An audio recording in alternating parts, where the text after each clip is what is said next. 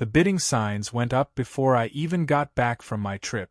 Bright red letters, nailed right onto my white picket fence like a slap in the face. Community auction, foreclosure sale. My house, my lawn, my life, up for sale while I was gone for a single week. I remember standing there with my suitcase still in my hand, staring at the sign like it had to be a joke. But it wasn't. And the worst part? The HOA president, Karen, was sitting in a folding chair across the street sipping iced tea, sunglasses on, clipboard in her lap, and a smug grin plastered on her face like she was hosting the Kentucky Derby. It all started 3 months earlier, when I refused to pay a noise disturbance fine. My offense? Replacing my roof. According to the HOA, the sound of nail guns disrupted the neighborhood tranquility. I laughed at the time, until Karen personally hand-delivered a $500 citation to my porch with that sickly sweet smile of hers. "We can't make exceptions," she'd said, pretending to adjust her pearls. "Otherwise everyone will think they can just ignore the rules." I told her the only rule I cared about was the one that said she wasn't my landlord. That didn't sit well with her. Karen ran the HOA like a dictatorship with pastel banners. Her husband was always out of town, which everyone knew meant out of patience, and her entire sense of power came from that laminated HOA binder she carried everywhere like a Bible. She thrived on control, measuring grass heights, policing paint shades, even approving Christmas decorations. She once fined a retiree for putting up too many reindeer. Control was the only thing that gave her meaning. When I left town for a week, just 7 days, to help my sister move, Karen saw her opening. According to my neighbor Mike, she called an emergency board meeting the day after I drove off. She claimed I had abandoned the property and that my overdue fines, which she'd quietly been stacking up in the system without notifying me, were grounds for foreclosure under community protection clauses. That clause was meant for houses left vacant for years. But Karen was never one to let legal precision get in her way when she smelled authority. So there I was, standing in my driveway on a Friday morning, staring at a public auction sign nailed into my fence post. The gall. The audacity. My hand shook as I pulled the notice off, scanning through the official-looking forms. Karen had actually filed paperwork with the county clerk, using the HOA's attorney. She'd scheduled the sale for Saturday morning, tomorrow. I was supposed to be homeless by brunch. I marched across the street, suitcase still rolling behind me like a tale of fury. Karen looked up from her clipboard, pretending to be startled. "Oh, you're back early," she said with that infuriating mix of cheer and condescension. "We weren't expecting you till next week." "Karen," I said, keeping my voice level, "why is there an auction notice on my property?" She gave a little laugh, as if the whole thing were adorable. "Oh, don't overreact. It's just procedure. Your fines reach the threshold for lien enforcement, and since you didn't respond to multiple notices." "What notices?" I cut in. "Well," she said, tapping her pen on the clipboard, "we may have sent them during your absence. You really should have designated a proxy." "A proxy?" I repeated. "For my own home?" Karen sighed dramatically. "I know this seems harsh, but we have to maintain community standards. There's been concern about your property's appearance. The new gate looks rather industrial. Some neighbors have said it lowers curb appeal. And when you didn't respond to the citations, well, the board had to act." My blood pressure was doing gymnastics. "You mean you had to act," I said. "There is no board. It's just you, your dog, and your mirror." She pursed her lips. "We'll see what the bidders think tomorrow." That line stuck in my head all night. "We'll see what the bidders think." She really thought she could sell my house. I spent hours reading the county's online property portal, scanning through legal forms, and, sure enough, found the listing. My house was listed for auction under HOA lien foreclosure, with Karen's name listed as community agent. I wanted to throw my laptop. Instead, I made coffee and started making calls. The first call was to my lawyer, who nearly choked laughing when I told him what had happened. "She can't legally do that," he said. "The HOA doesn't have foreclosure authority without a judicial order." She filed a sham claim. That was the first good news I'd had all day. The second came when he said, "If she goes through with the auction, she's committing fraud, and whoever bids could be complicit." That gave me an idea. I didn't sleep that night. Instead, I gathered every document I had: property deeds, tax receipts, and, most importantly, emails Karen had sent over the past few months. I noticed a pattern. Every notice she mentioned had been emailed to the wrong address, one letter off in the domain name. She'd intentionally misaddressed them, so she could later claim lack of response. It wasn't incompetence. It was a setup.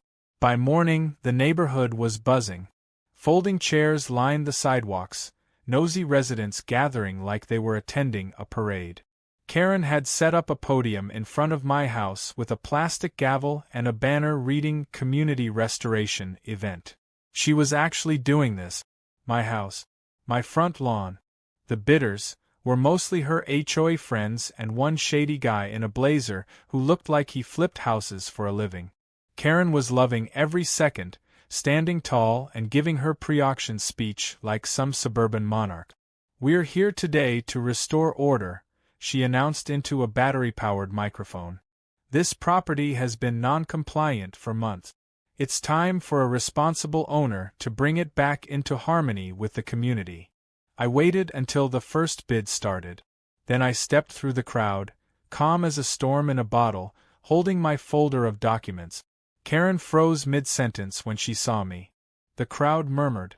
"Oh," she stammered, "you're back." "Surprise," I said. "Auction's off." She blinked. "Excuse me." I said, "It's off." I walked up to the podium and dropped the folder onto it with a satisfying thud. "You." How far would she go to protect her illusion of control? And what was I willing to do to finally end it? Filed fraudulent paperwork. You misused HOA funds to hire an attorney. You violated county ordinance by staging an unlicensed auction on private property. And, I pulled out my phone, "You're on camera doing it." Her face drained of color. I turned my phone toward the crowd. Mike, my neighbor, had been live-streaming the whole event for me since sunrise. Hundreds of viewers, comments flying by like wildfire. "Karen," I said softly, "what made you think this was a good idea? Did you really believe no one would find out? That you could just take my house while I was away?" She stammered something about miscommunication and temporary measures, but I could see it unraveling. The crowd started whispering. Someone laughed. The bidder in the blazer muttered, "I'm out," and walked off. I leaned closer and whispered just loud enough for the live-stream mic to catch it. "You tried to sell my house, Karen. Now the whole county's watching you try to explain why." Her hand trembled as she set the microphone down. For the first time since I'd known her, she had nothing to say. And that was only the beginning. Because if Karen thought humiliation was bad, she had no idea what was coming next.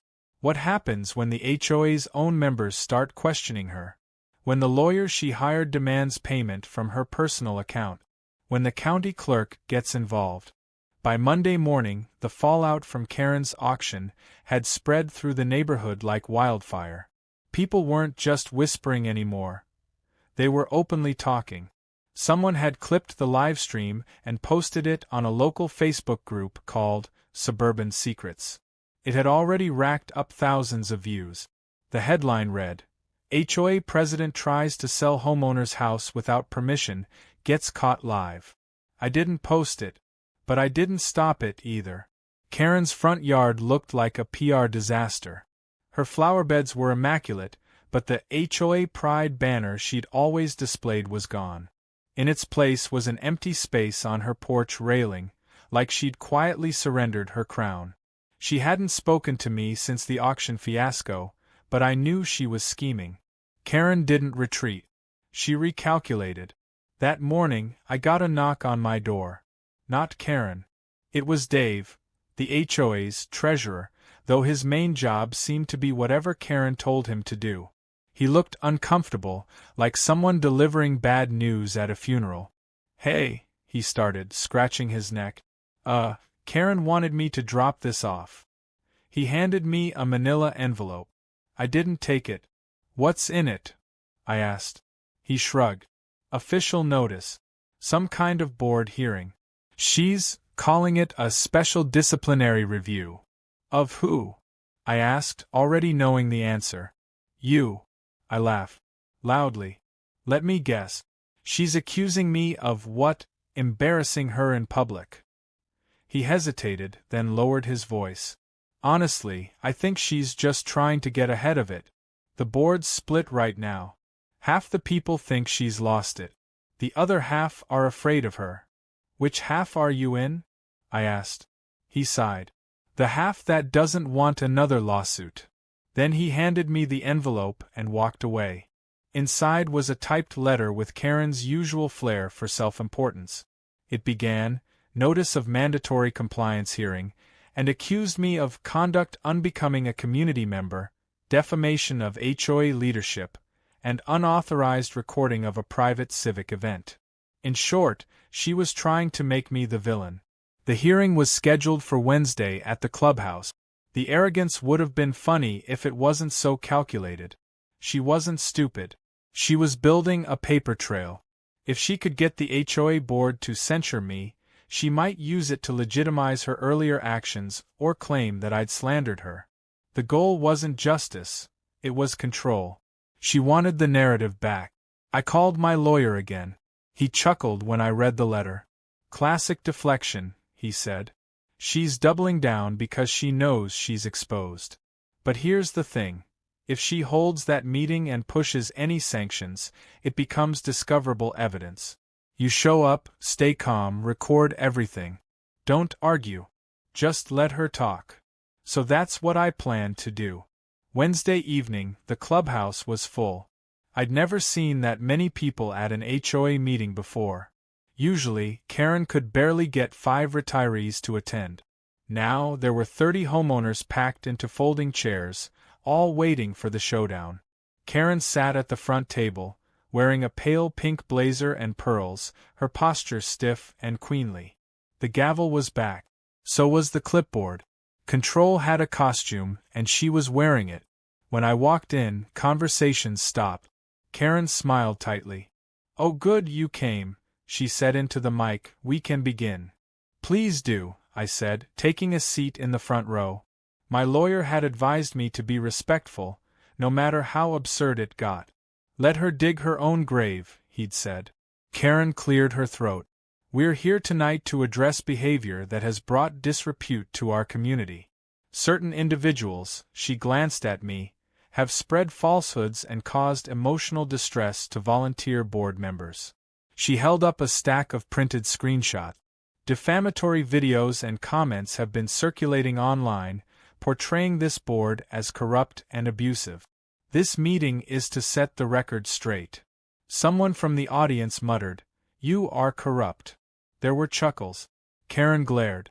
She continued, "The homeowner in question, Mr. Riley, has willfully refused to comply with multiple HOA directives, including maintenance violations, noise disturbances, and communication procedures. Furthermore, his actions on Saturday, interrupting an official community event, constitute harassment under Section 8.2 of our bylaws." I raised my hand.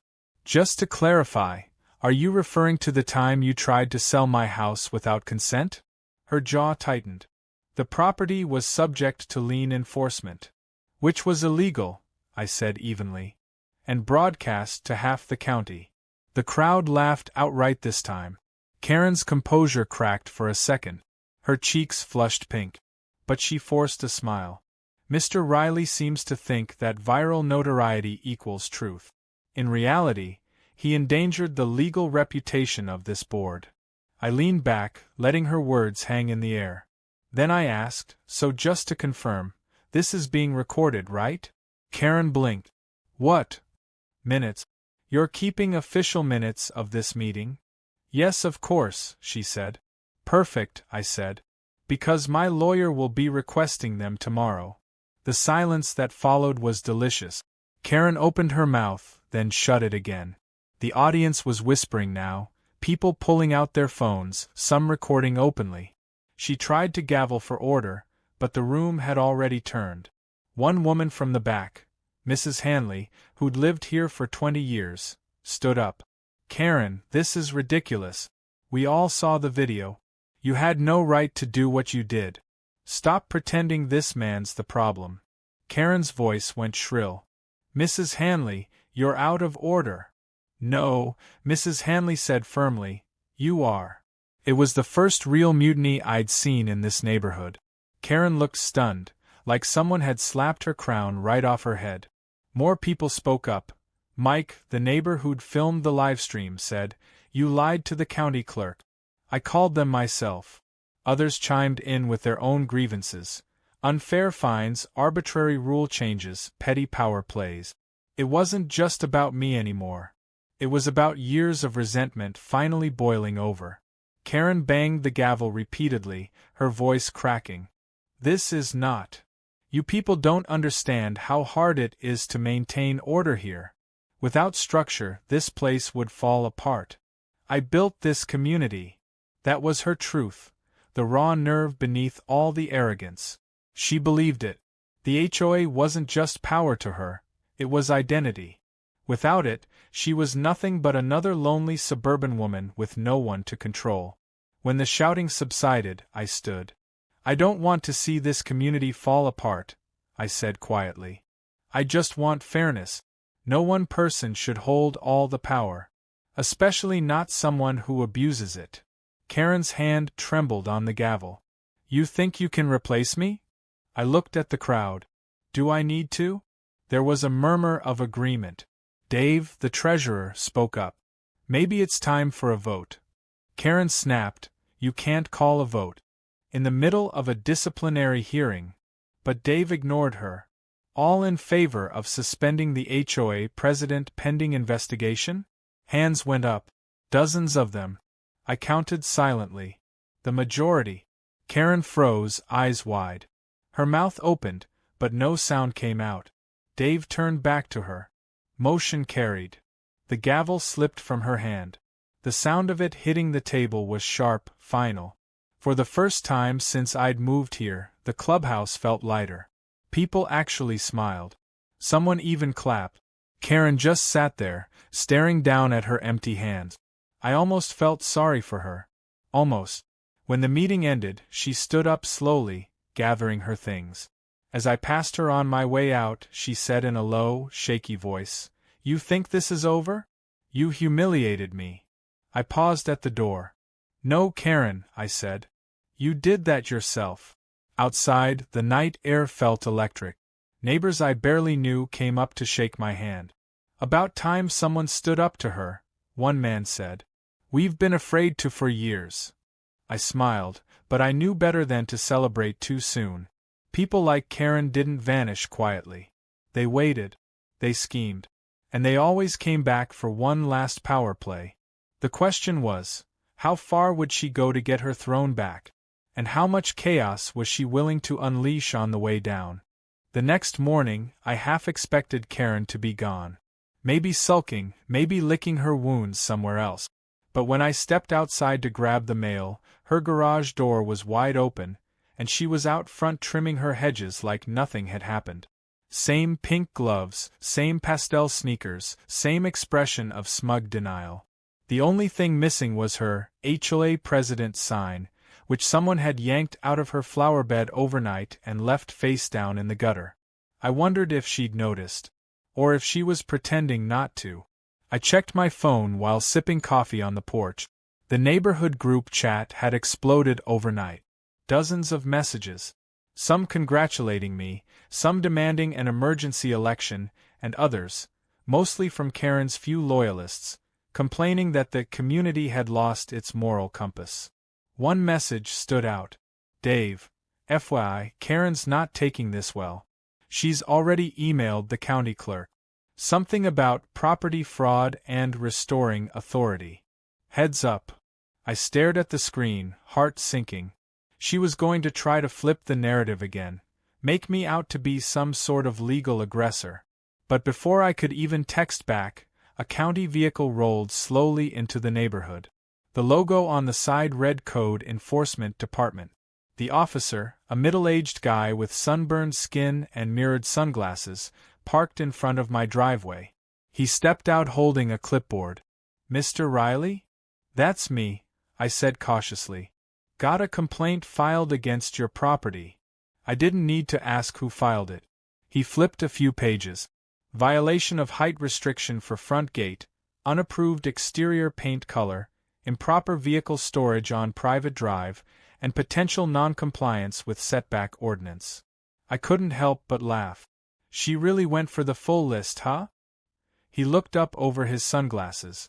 "She. Karen," I said. "Across the street. You'll know her by the pearls and the entitlement." He tried not to smile. "Sir, I'm not supposed to comment, but let's just say this isn't my first visit to this block." He glanced at the gate. "Honestly, your setup looks fine. But I have to document the inspection." I followed him around as he took pictures and scribbled note. He seemed almost apologetic. "Look, off the record," he said, "this woman files about 3 complaints a week. We've checked everything from mailbox height to mailbox color. She thinks she's running her own government." "That's pretty accurate," I said. "But be careful, she doesn't like when people question her reign." Sure enough, Karen appeared across the street, pruning shears still in hand, pretending to clip imaginary leaves. "Oh, good morning, officer," she called sweetly. "I'm so glad you're addressing this situation. Some of us still care about property standards." He gave her a polite nod. "Just doing my job, ma'am." She smiled. "Be thorough. We can't let one person's negligence drag down everyone else's value." I muttered, "You'd know a lot about dragging things down." Karen's smile flickered. For a second, her eyes hardened, but she quickly turned back to her hedges like a queen refusing to acknowledge a peasant's insult. The officer finished up and handed me a copy of the inspection sheet. "Nothing major," he said. "If she keeps filing false reports, though, you can contact the county about harassment." "Already on my list," I said. When he drove off, Karen crossed the street. She had a weird, almost serene expression, like someone who'd decided to stop pretending and start plotting openly. "I warned you," she said softly. "About what?" "Consequences." I sighed. "Karen, you're suspended. You don't speak for the HOA anymore." Her lips curved into a smile that didn't reach her eyes. "You think that vote meant anything?" Half of those people were confused. Dave didn't follow the proper motion procedure. "None of it's binding." "Then why are you so nervous?" I asked. Her face twitched. Just slightly. Then she leaned in.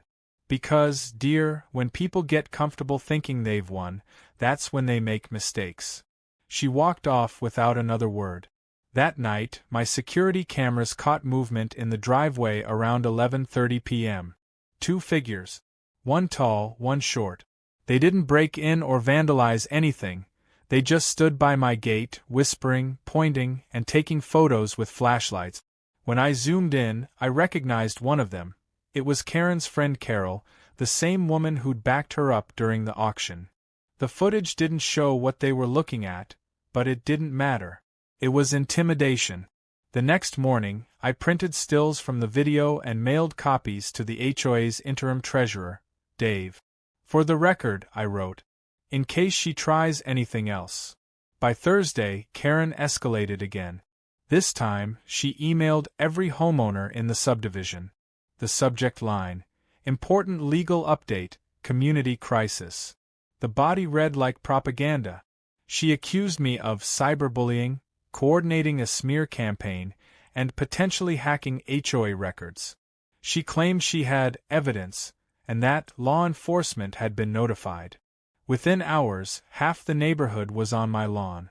Some supportive, some confused, and a few genuinely panicked that their property values were about to implode.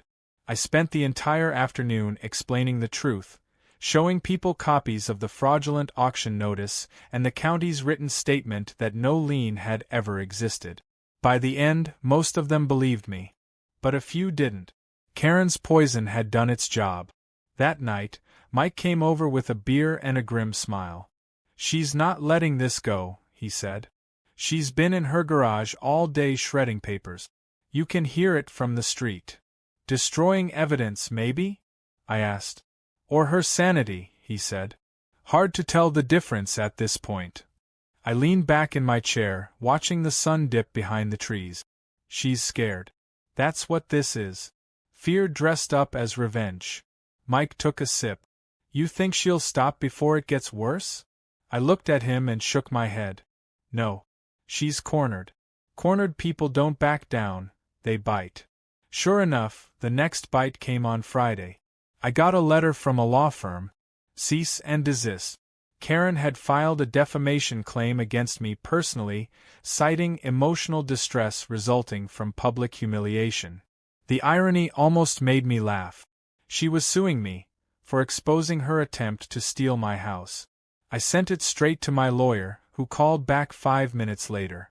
"Don't worry," he said. "She's bluffing. This isn't even properly filed. But if she pushes it, we can countersue for malicious prosecution." "Can we also subpoena her HOA emails?" I asked. He grinned. "Oh, we'll get everything. The county clerk's already curious about that fake lien paperwork. Once we file a motion, she'll have to hand it all over." That was the moment I decided I wasn't just going to defend myself, I was going to finish this. Over the weekend, I gathered everything. Video evidence, email chains, testimonies from neighbors. I even got statements from 2 former board members who'd quit under Karen's leadership. Both described the same pattern: intimidation, manipulation, and quiet retaliation against anyone who disagreed with her. Then came the best piece of evidence yet. Mike discovered it by accident while scrolling through the public records portal. There was a scanned PDF attached to the original lien filing Karen had submitted, a digital signature supposedly from the HOA's lawyer. But when we zoomed in, the signature didn't match the lawyer's real one. It was forged. Karen had faked legal documents to seize my property. When I showed my lawyer, he nearly whistled. "That's criminal. This goes beyond civil harassment. She could actually be charged." "Should I report it?" I asked. He nodded. "Yes. But don't tell her. Let the investigators come to her." That weekend was surreal. The neighborhood felt divided into 2 camps: the ones avoiding eye contact and the ones treating me like some folk hero. I didn't like either role. I just wanted my peace back. But peace was the one thing Karen couldn't allow.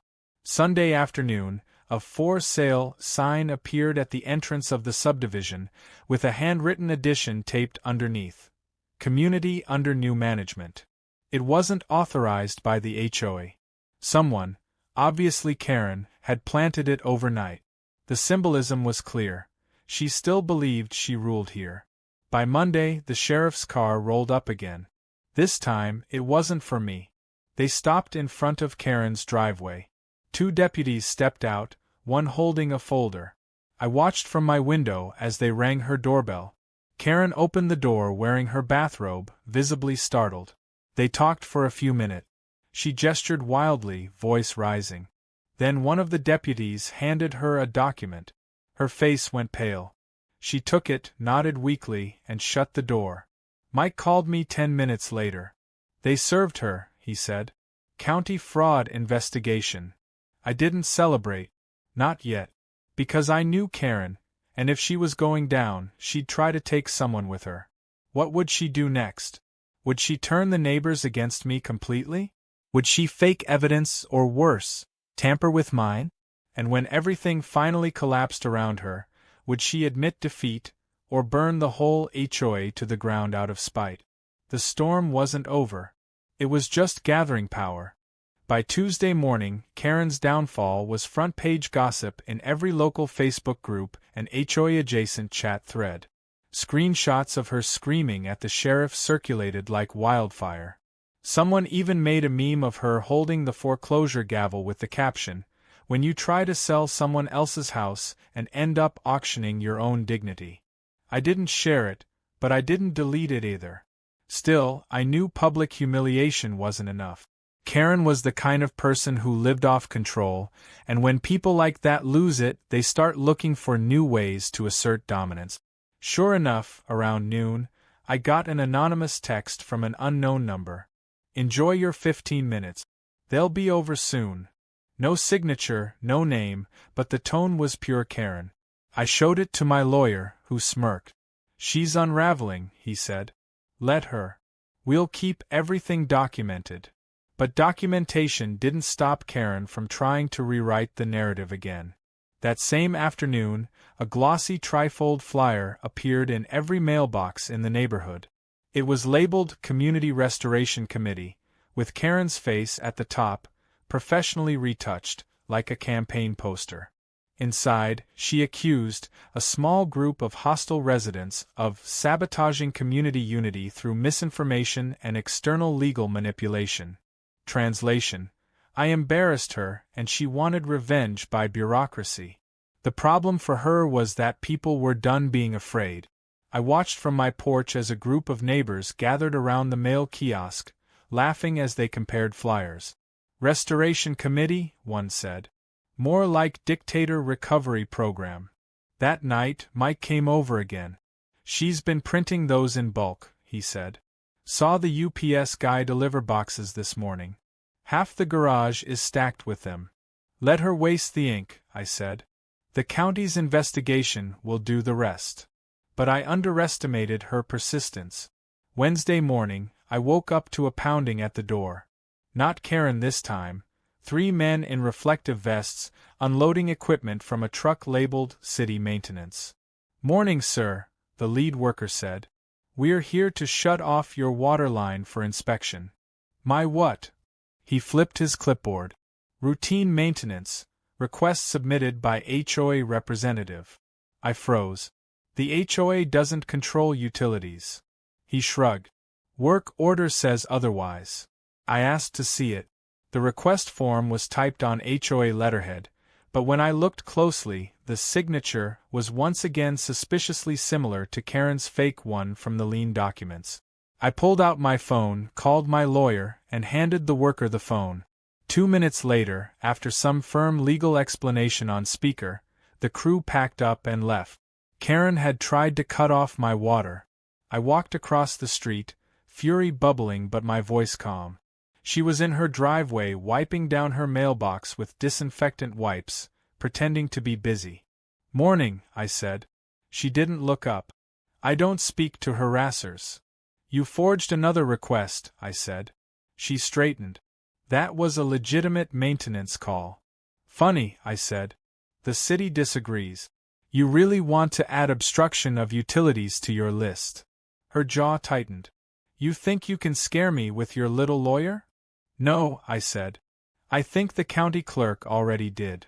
That hit her like a slap. She dropped the wipe, took a step back, and her voice cracked. "You're destroying my reputation." "Karen," I said, "you destroyed it the second you tried to sell someone else's home." She stared at me for a long second, eyes glistening with something between rage and disbelief. Then she whispered, "You have no idea what I've lost because of you." For a moment, I saw something raw there, fear. Not of punishment, but of irrelevance. Then she turned and stormed inside. 2 hours later, my lawyer called. "She just filed for a restraining order against you." I almost laughed. "For what?" "For aggressive confrontation.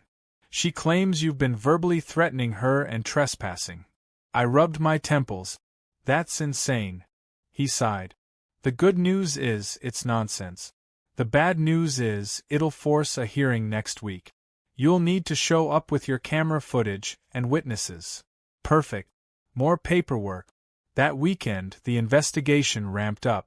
2 county officials came by to collect evidence: emails, documents, recordings. They interviewed me on the porch while neighbors peeked through blinds like it was a reality show. The officials were polite but serious. "We've already found irregularities in multiple filings," one of them said. "If the signatures prove falsified, there could be criminal implications." I asked, "Meaning charges?" "Potentially," he said. "Forgery, misuse of authority, even fraud." I thanked them and offered coffee, but they declined. When they left, I caught Karen watching from her window. Her curtains fluttered shut the second I met her eyes. That evening, Dave stopped by looking uneasy. "She cornered me this morning," he said. "Tried to get me to sign a statement saying you intimidated her. I refused. She lost it, started screaming about conspiracies and smear campaigns." "She's unraveling," I said quietly. "She's dangerous," he replied. "If she's desperate enough to fake legal documents, she might try something worse." He wasn't wrong. The next day, I found my car tires slashed. Clean, precise cut. Not vandalism for fun, vengeance with a message. I checked the security footage, but whoever did it wore gloves and a hoodie. Still, there was a small clue, a glint of something shiny dangling from the culprit's keychain. A charm shaped like a tiny dog bone. Karen's Pomeranian wore the same charm on its collar. When the sheriff arrived, he recognized my address instantly. "This again?" he said with a sigh. He reviewed the footage, frowned, and said, "Not enough to arrest her yet, but keep this video. If there's another incident, it'll help build a pattern." I thanked him and watched as he walked across the street to ask a few questions. Karen met him at the door, all innocence and fake shock. "Tires? Oh dear. I've been inside all morning." She smiled that same brittle smile she used at HOA meetings. I could tell the officer didn't buy it. He just handed her a card and said, "If you remember anything, ma'am." She closed the door hard enough to rattle the windows. For a few days, things went quiet. Too quiet. I replaced the tires, installed extra cameras, and tried to live normally. Then, on Friday night, I got a call from the county investigator. "Mr. Riley, we concluded the handwriting analysis. The signatures on both lien filings were forged. We'll be issuing a warrant recommendation to the DA." I exhaled slowly. "So it's official?" "It will be by Monday morning." I thanked him and hung up, feeling both relief and dread. Karen wouldn't take this silently. Saturday morning proved me right. I woke to shouting. Karen was in the middle of the street, robe half-tied, waving papers in the air, and yelling that the HOA had been illegally hijacked. Neighbors peeked out their doors, some filming on their phones. She accused me of bribing county officials, manipulating records, even running a secret cabal to overthrow the HOA. By Monday morning, the sheriff's car had become a familiar sight. But this time, the visit felt different, quieter, heavier, more official. Karen didn't come outside. The deputies were there for over an hour, carrying clipboards, taking photos, speaking in low tones through her half-open door. By the time they left, the entire cul-de-sac had their curtains parted. Everyone knew something serious was happening, but no one dared walk over. The woman who once ruled the neighborhood like a queen was now hiding in her fortress, blinds drawn, lights off even during the day. That night, a strange calm settled over the block. For the first time in months, no anonymous complaints, no HOA reminder notes, no fake notices taped to my gate. I almost believed it was over. But peace never lasted long where Karen was concerned. Tuesday afternoon, I got a knock on the door from a delivery driver. He handed me a small cardboard box, no return address. I opened it on the kitchen counter, half expecting another fake legal notice. Instead, there was a single key inside. Old, rusted, attached to a plastic tag that read, "You forgot something." I stared at it for a long minute, confusion slowly curdling into dread. I recognized the key. It was one of the duplicates I'd made months ago for the old lock on my backyard gate, the one Karen had once tried to inspect without permission. Somehow, she'd gotten hold of it. That night, I triple-checked every door and camera feed before going to bed. At 2:17 a.m., my phone buzzed. Motion detected, backyard. I opened the live feed. The camera caught a shadow near the fence, small and quick. Someone was crouching by the tool shed. I zoomed in just enough to see a hand reach toward the latch. Then the alarm lights kicked on, flooding the yard. The figure bolted. I rewound the footage and paused on a single frame.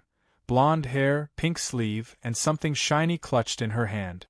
I didn't even bother calling the police right away. I sent the clip straight to my lawyer and CC'd the county investigator. The response came within minutes. Keep everything. Do not engage. We'll escalate first thing in the morning. By sunrise, 2 patrol cars were parked near Karen's driveway again. I watched from the porch as she came out in slippers and sunglasses, pretending confusion. They questioned her for nearly half an hour, then one deputy left holding an evidence bag, my old gate key inside. When they finally drove off, Karen didn't retreat indoors. She just stood there in her robe, staring across the street at me, her expression blank and cold.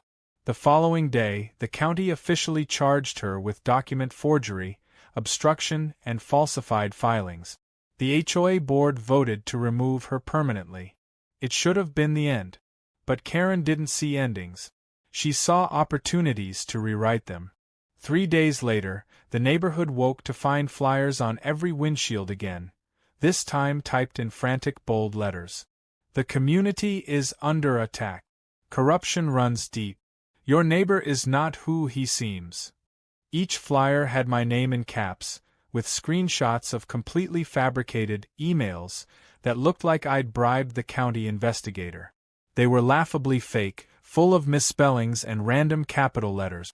But lies don't need to be convincing, just loud. Half the neighbors threw them out immediately. The other half started whispering again. At the mailboxes, I could feel the side eyes. People love drama more than truth. That afternoon, Dave called. She's been camping out at her sister's place, but she's still sending letters. We're cleaning up the mess as fast as we can, but the board's losing patience. The DA wants statements from everyone. Good, I said. Maybe now she'll finally get held accountable. He hesitated. You don't get it. She's talking about going public, interviews, blogs, maybe even a podcast. She's trying to spin herself as the victim. I sighed. Karen versus reality. That's a fight she can't win. Don't be so sure, he said. People love a redemption arc. By Thursday, her redemption arc had arrived. A local online paper published an article titled, HOA President Claims She Was Targeted by Rogue Homeowner. The piece quoted her anonymously, but anyone in the county could tell who it was. She painted herself as a whistleblower who'd been punished for standing up to developer-backed corruption. I was the supposed developer's plant. It was absurd. But to my horror, the comments were full of sympathy for her. Maybe she was just trying to do the right thing. HOAs are always complicated, sounds like miscommunication. She sounds brave. It was surreal watching the villain rewrite herself as a martyr. I could have fought back publicly, but my lawyer advised against it.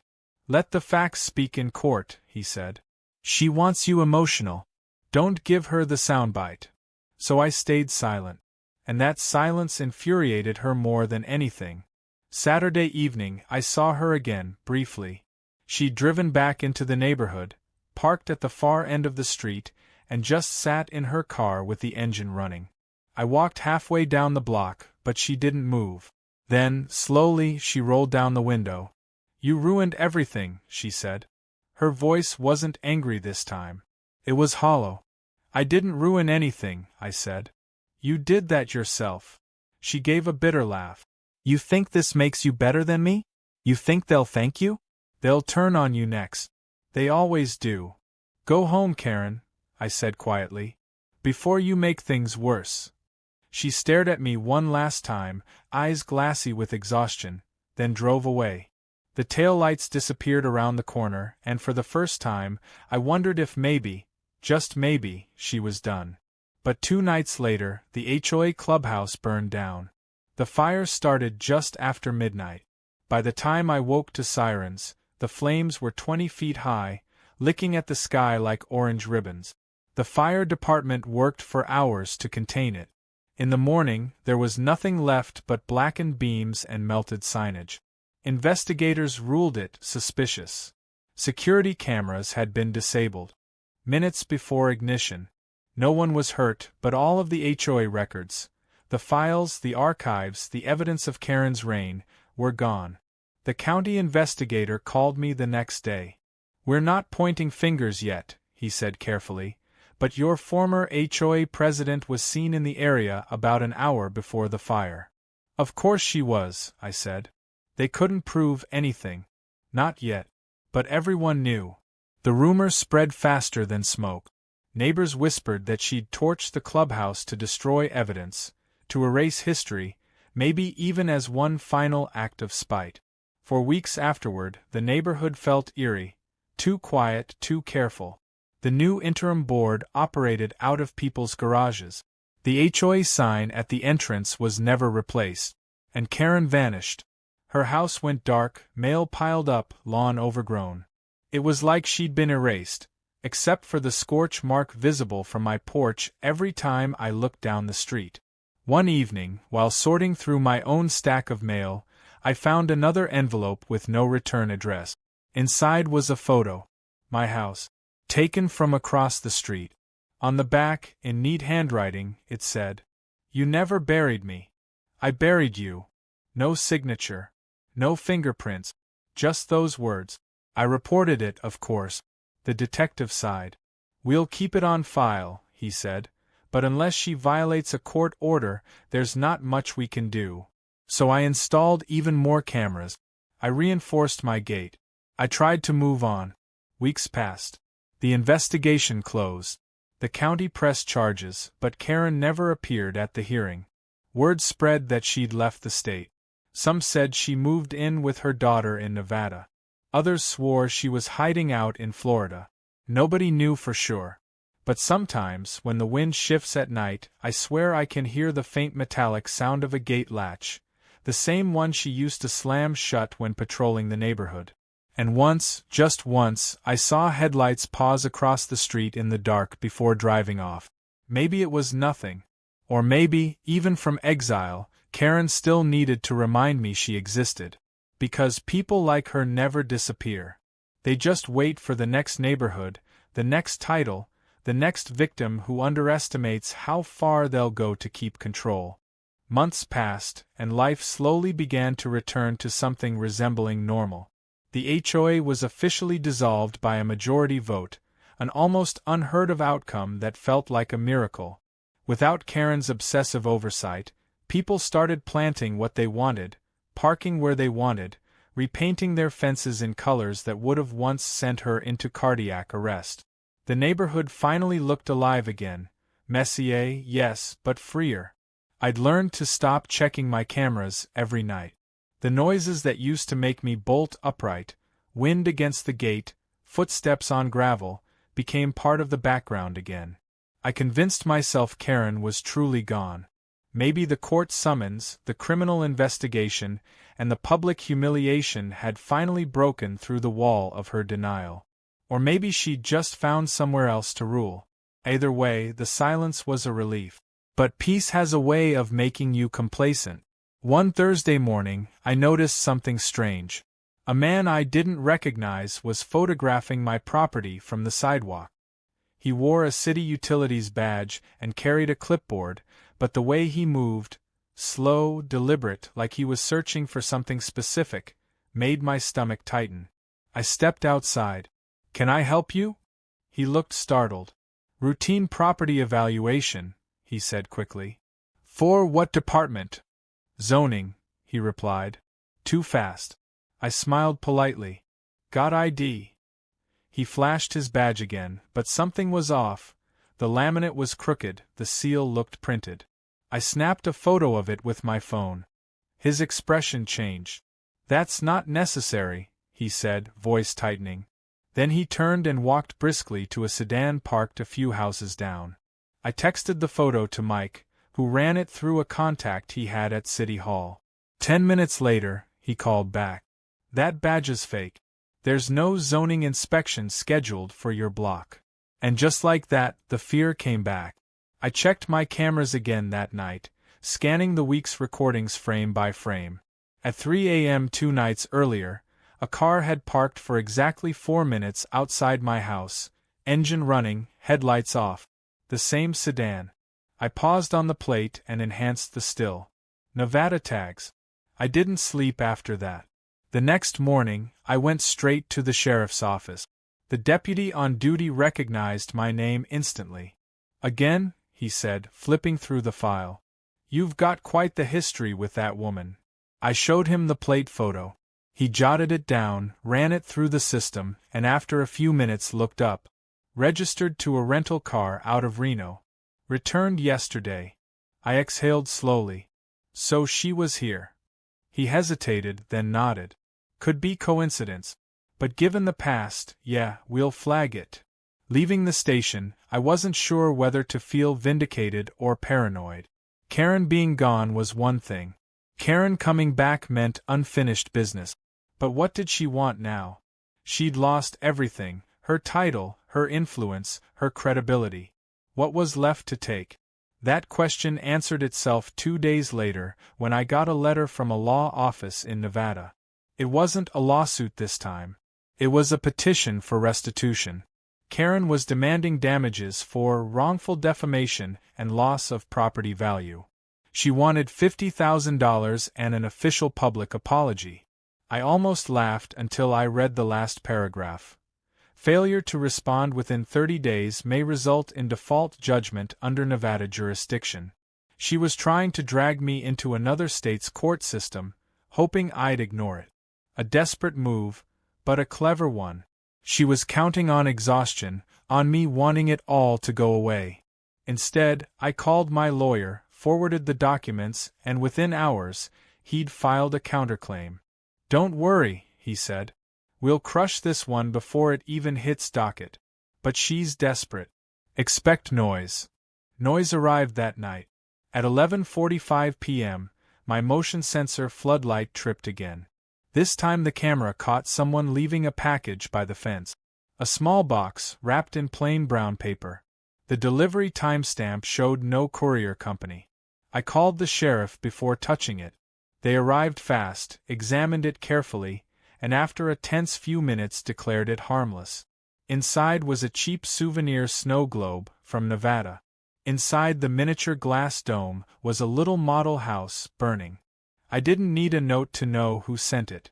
The deputy shook his head. "She's taunting you," he said. "Classic fixation behavior.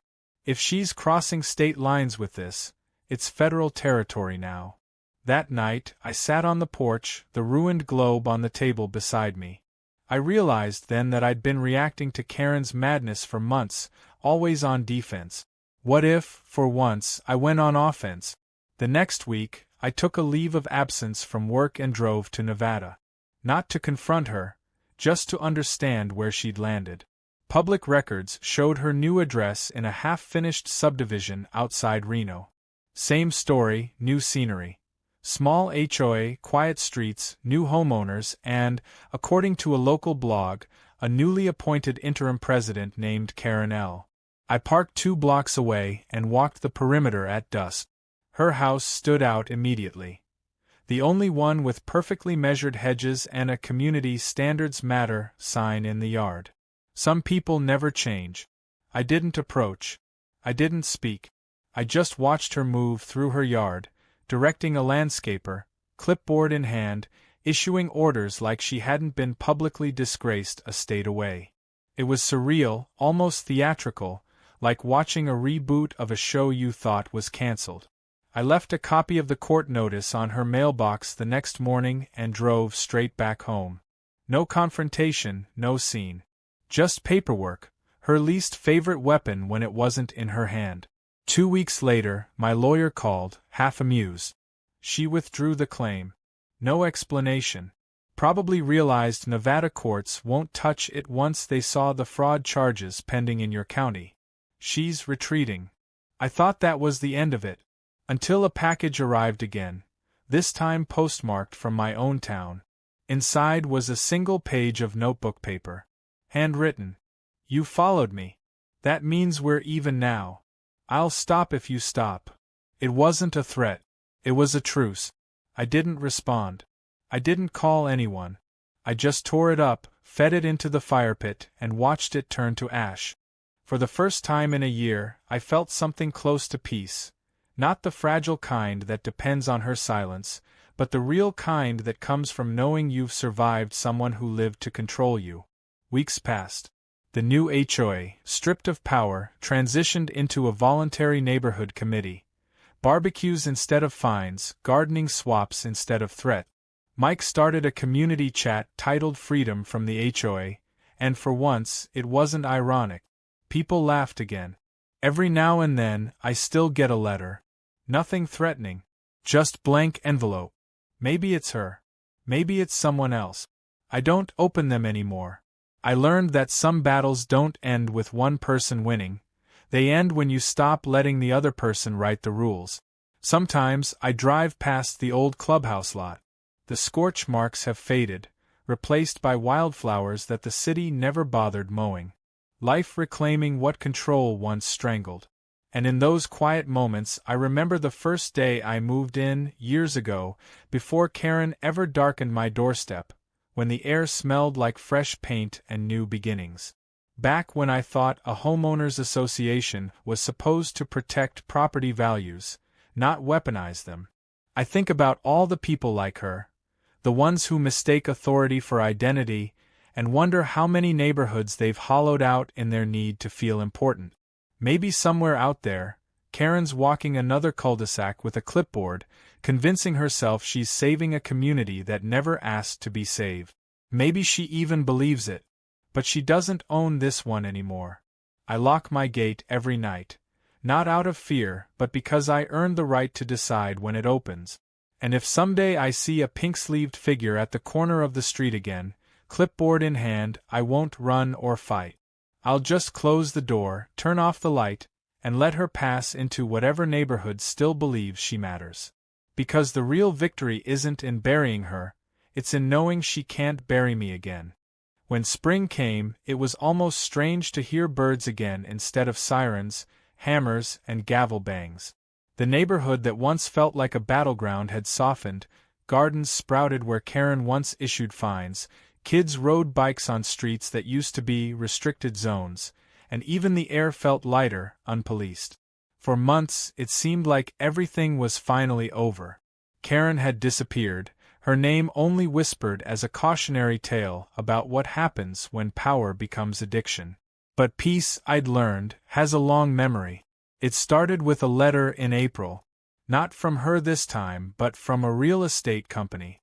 They were notifying residents about a pending purchase of several vacant lots near the subdivision, land once owned by the old HOA trust. According to the paperwork, the buyer's name was a generic corporate placeholder, LCS Management Group. But when I checked the public registry, one of the corporate officers listed was Karen L. Stevenson. I remember just staring at the name for a long time, that sinking mix of disbelief and inevitability creeping in. Of course she was back. Of course she'd found a loophole. She wasn't trying to reclaim her title, she was trying to own the land itself. The company name appeared a few weeks later on signs near the neighborhood entrance. Future site of Lakeside Commons expansion, managed by LCS Group. I almost laughed. Karen had rebranded herself. New logo, same mission. Mike came by that evening with his usual six-pack and his usual smirk. So, what's the plan this time? Trenches? Moat? Laser turrets? I grinned weakly. Maybe just a lawyer. A really bored, really mean one. He grew serious. You know she's testing you. Seeing if you'll bite. If you react, she wins. He was right. The worst thing you could do to someone like Karen wasn't to fight, it was to ignore them.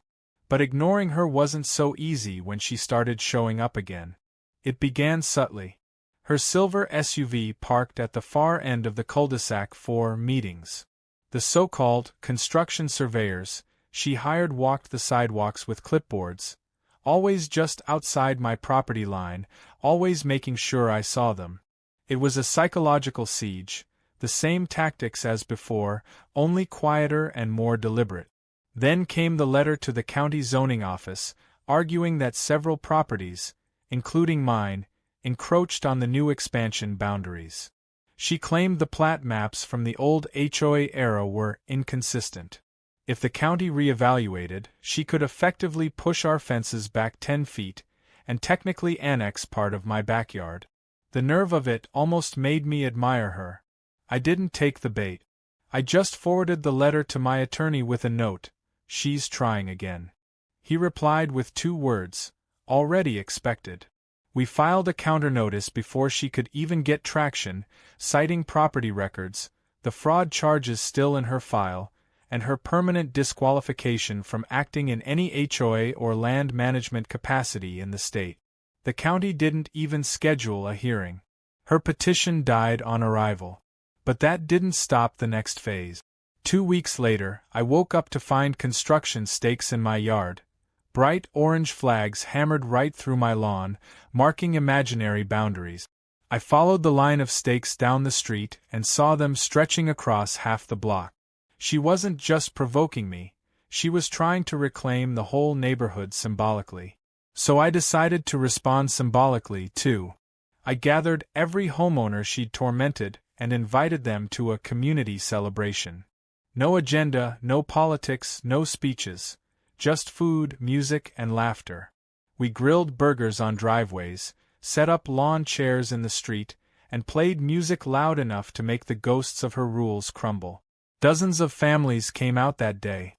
Kids drew chalk art across the sidewalks that used to be restricted play areas. Retirees who'd once been fined for unsanctioned gatherings danced in the cul-de-sac. Even the sheriff dropped by to grab a burger. It was everything she'd spent years trying to suppress. And I knew she was watching. Her SUV idled just far enough away that she could see the celebration but not be part of it. I didn't look directly at her, but I made sure to wave when the fireworks went off. She left before the smoke cleared. The next morning, all the stakes were gone. I thought maybe that was it, that she'd finally realized she couldn't control people who'd stopped caring about her approval. But then, one night in May, I got an email from an unknown address. "You win. I'm selling. Happy now." I didn't reply. 3 days later, the for sale sign appeared outside her rental property on the far side of town. Within a month, she was gone again. For good this time, it seemed. And yet, the aftermath lingered. The county attorney eventually confirmed that the fraud charges had gone to pretrial diversion. No prison, but permanent restriction from holding any HOA or managerial role. It was a slap on the wrist compared to the chaos she'd caused, but maybe that was punishment enough. Karen's life had revolved around control, and now control was the one thing she could never legally have again. Life settled again. The neighborhood thrived without her. People started small businesses. Mike built a tool shed he rented out for weekend projects, Mrs. Hanley opened a gardening club that met where the clubhouse once stood, and kids painted murals on the old HOA walls. We were a community now, not because of rules but because we'd survived them. One afternoon in July, I got a call from a number I didn't recognize. When I answered, the voice on the other end was shaky, older, softer than I remembered. "Riley," she said. "Karen." A long pause. "I'm not calling to fight." "I doubt that," I said, but my tone stayed calm. "I just wanted to say you were right. About all of it. The control, the obsession, the way I treated people." Her voice trembled. "You made me look at myself.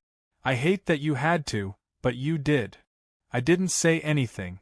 "I'm in Nevada still," she continued. "Volunteering at a community shelter.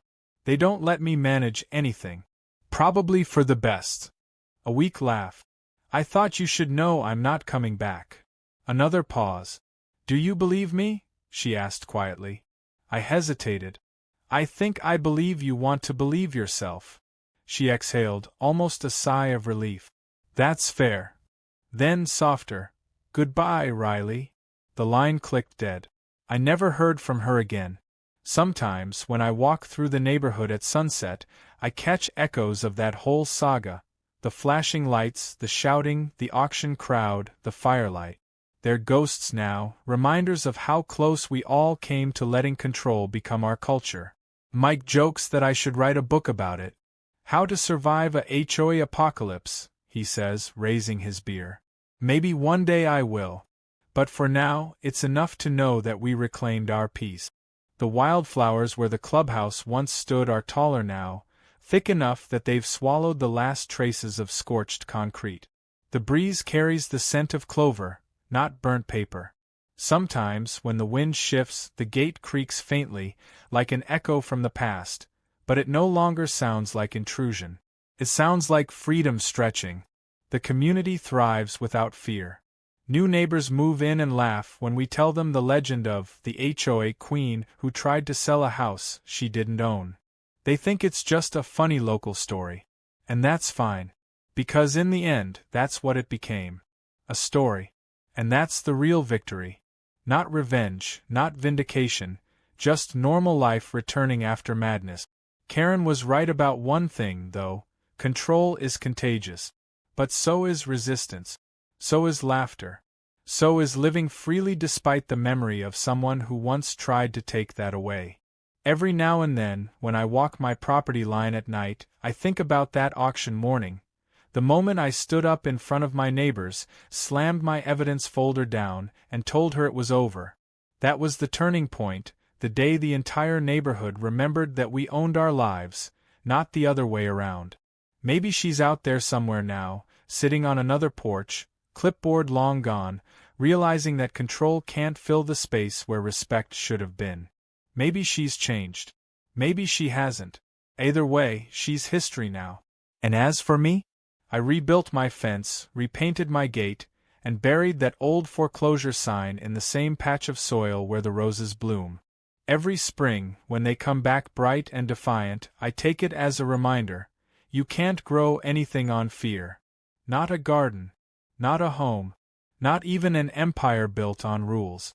Especially not that.